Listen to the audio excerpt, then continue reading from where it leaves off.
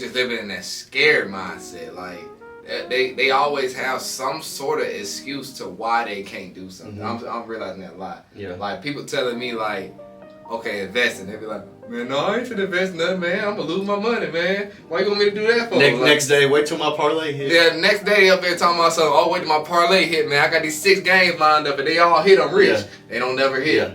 But they don't want to invest money, which is pretty much, if you invest in the right stuff, it's guaranteed you can put money in your Roth IRA. Right. It's a lot of stuff you can invest in Yeah. that's actually beneficial Yeah. to you. Because we might as well just deep dive in on this sports betting thing. This is something. Let's get in on it. Like this podcast right here. We're going in. So we're going in. This is some of you guys. Hopefully, you guys don't take this as we're just attacking you. Take it as a learning thing. We're really trying to. I hope you get offended. yeah. Write me a letter. Yeah, some of y'all got some habits and stuff that are really bad. You guys need to stop them. It's like this sports betting thing. Let's just think about that. People will spend, they don't want to invest in stocks, but they spend thousands in sports betting. Yeah. Sports betting is a big industry. Mm-hmm. People, and honestly, it's really just for let's say gambling. That's all it is. It is gambling, bro. Like people say, oh no, it ain't gambling. But no, like someone for real tried to debate that with you. Yeah, they tried to debate it. Yeah, and they tried to say, no, this ain't gambling. It's guaranteed. It's guaranteed. Yeah, I know. I'm gonna make my money. I never bet LeBron James. LeBron gonna do what he gonna do. Oh, but LeBron, what if LeBron breaks his ankle? Steph Curry, he's not Superman. That won't. He's a human just like us, bro. He said he's not Superman. Never mind. What you gonna say? What's it called? So. There's a really interesting company that y'all all know about. It's called DraftKings. DraftKings, yeah. So, I personally own DraftKings stock. You know, I'm not giving any investment advice. I'm just telling you what I do. Yeah. Do what you want with it. Yeah. DraftKings is up 122% in the past year. Because you people. Yeah, but so please keep betting sports betting so I can keep getting. No, I'm just kidding. Let's see. No. So think about. I just want to break down that number. Yeah. 122%. Yeah. Return. Yeah. If you took that $1,000 that you would have put in sports betting, you put it in DraftKings, you would have gained $1,000. Your $1,000 would now be $2,000. You took $100. Your $100 would now be $200. So what for the smart people out there, you know, if you put your money into things that the average people are fueling, then you're gonna get paid. Mm-hmm. You know, real estate. Most people are too scared to buy property. Yeah, so buy a rental property so that you make money whenever people want to just pay rent and they don't want. Well, people make excuses on that. Say, man, that's too risky, man. I gotta manage people. What if they don't pay? Well, then you know, they always come up with excuses for everything. They be like, yeah, well, what about get some bad rent? Calculated risk equals return. Yeah. There is no return without risk. You know, your money isn't even safe in a normal bank account. True. That the banks. I work at a bank. Mm-hmm. We have 99 years. Oh, man, all right, I already opened up the can of worms. All right, whatever. We have in the actual FDIC terms. Yeah. We have 99 years to pay you back. Everyone's like, it's up to 250. Yeah, it's up to 250, but we have 99 years to pay you back. That's crazy. You know, in my opinion, I think, you know, not taking risks is riskier.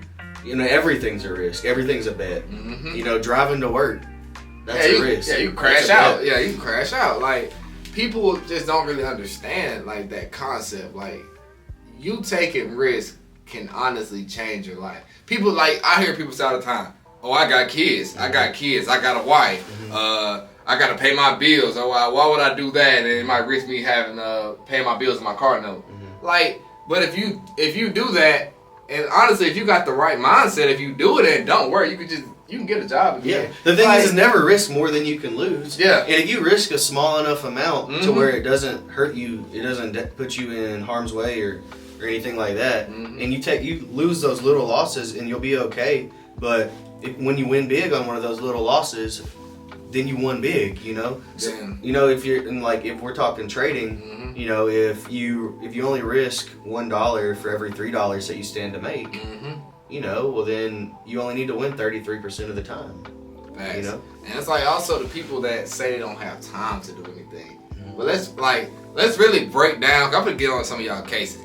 Let's break down what y'all do with y'all time. Half of y'all sit there and scroll on TikTok for 4 hours. And y'all be complaining, oh, I don't have time to learn no new skill. I don't have time to do that, man. I got so much stuff going on. I'll be busy when I get off work.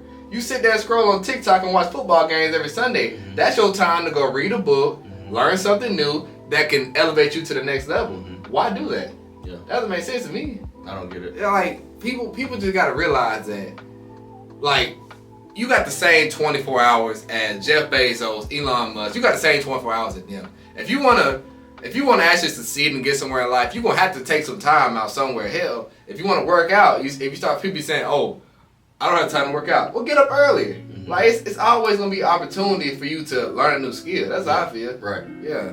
Yeah, and with betting and taking risks, there's 4 types of bets.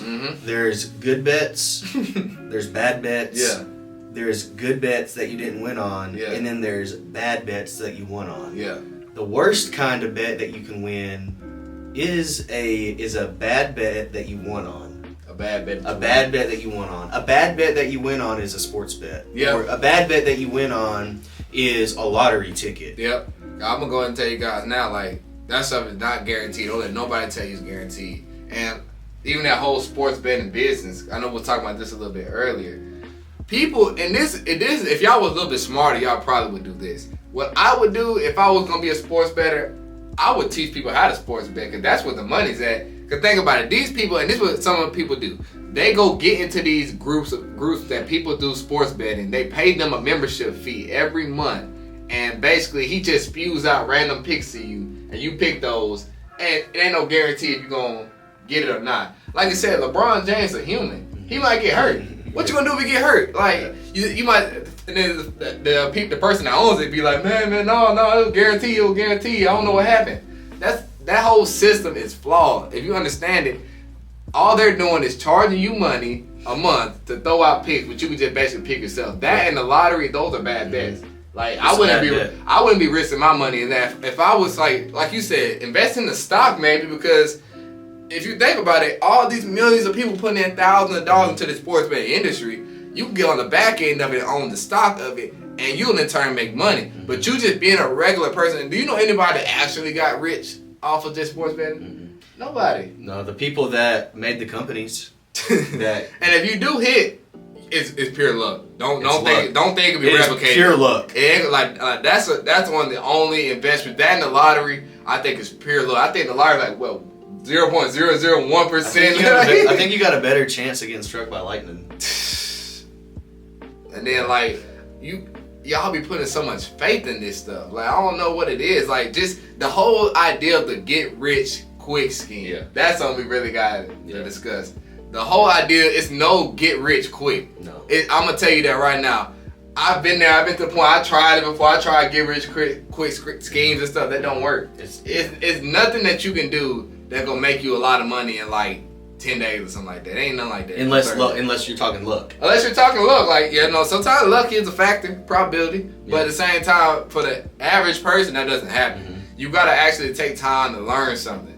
And that's what I really want to touch on too. Like, you guys you got to get out that mindset of just thinking that money is like, it's not hard to make it. You getting the right stuff. Don't get me wrong, but it's not gonna be a way that you can just put $10 in this, you make $100,000. Never gonna happen like that. Unless you're just one lucky person, you might just get like a one crypto bull run and just take it. But that's luck. Like, that's a bad bet. That is a bad bet. That's a bad bet that you won. Like I said, that's the worst kind of bet, because now it's like snorting a line of cocaine. Yeah, but guess what? Now you're high. What happens with all the people that do get rich off that? They lose all their money. Bro, the Dogecoin millionaire. he went all the way up into the millions in his net worth. He didn't want to sell. And everybody was like, bro, you gotta sell, you straight, you'll be straight. Like, you'll be straight for life. He didn't sell. He didn't sell. Yeah. And it's over. Because it was a bad bet, bro. It was a bad bet. There's so many things that the odds are in your favor, like real estate. Mm-hmm. That's a good bet. Yeah. And most millionaires are made from real estate. It's okay to lose on a good bet, because nothing is 100. Barely anything is 100%. Mm-hmm. You're gonna want to take, even if something's 51% of the time you win. Mm-hmm. If you play 100 hands, well, you're gonna win. You're still gonna win in the end, because your wins outweigh your losses. Mm-hmm. And the thing is, with something like real estate, if you look at the long-term chart, the price growth of real estate, the odds are heavily in your favor. We're talking probably the odds of you making money in real estate, let's just say your house appreciating over 20 years. We're talking probably the 90% probability range that your house will most likely appreciate over the next 20 years. Right. And how you would look at that is you would just take the past 20 years and then the past 20 years before that and then average them out and see how many of those years real estate went up over 20 years. I think that the worst time was obviously 2008, but let's just say you bought your house in 2006 at the peak of the market, and then 20 years later you sell in 2026. Well, shoot, probably in 2015 or 2016 you made your money back. Yeah, like man, in about 10 years. Yeah. Imagine 20. You know? Yeah, man.